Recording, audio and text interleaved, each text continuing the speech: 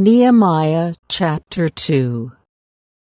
Early the following spring, in the month of Nisan, during the 20th year of King Artaxerxes' reign, I was serving the king his wine. I had never before appeared sad in his presence. So the king asked me, "Why are you looking so sad? You don't look sick to me. You must be deeply troubled." Then I was terrified. But I replied, "Long live the king! How can I not be sad? For the city where my ancestors are buried is in ruins, and the gates have been destroyed by fire." The king asked, "Well, how can I help you?" With a prayer to the God of heaven, I replied, "If it please the king, and if you are pleased with me, your servant, send me to Judah to rebuild the city where my ancestors are buried." The king, with the queen sitting beside him, asked, "How long will you be gone? When will you return?" After I told him how long I would be gone, the king agreed to my request. I also said to the king, "If it please the king, let me have letters addressed to the governors of the province west of the Euphrates River, instructing them to let me travel safely through their territories on my way to Judah. And please give me a letter addressed to Asaph, the manager of the king's forest, instructing him to give me timber. I will need it to make beams for the gates of the temple fortress, for the city walls, and for a house for myself." And the king granted these requests, because the gracious hand of God was on me. When I came to the governors of the province west of the Euphrates River, I delivered the king's letters to them. The king, I should add, had sent along army officers and horsemen to protect me.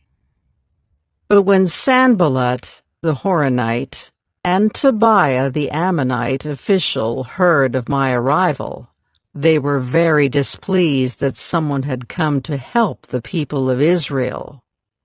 So I arrived in Jerusalem. 3 days later, I slipped out during the night, taking only a few others with me. I had not told anyone about the plans God had put in my heart for Jerusalem. We took no pack animals with us except the donkey I was riding.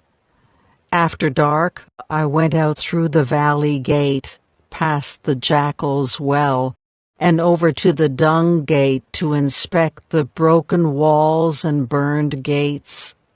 Then I went to the fountain gate and to the king's pool, but my donkey couldn't get through the rubble. So though it was still dark, I went up the Kidron Valley instead, inspecting the wall before I turned back and entered again at the valley gate. The city officials did not know I had been out there or what I was doing, for I had not yet said anything to anyone about my plans. I had not yet spoken to the Jewish leaders, the priests, the nobles, the officials, or anyone else in the administration. But now I said to them, "You know very well what trouble we are in.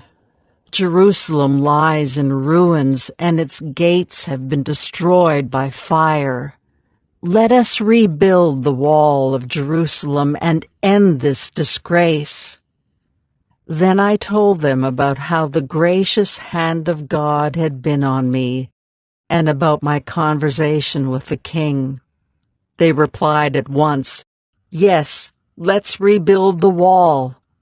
So they began the good work.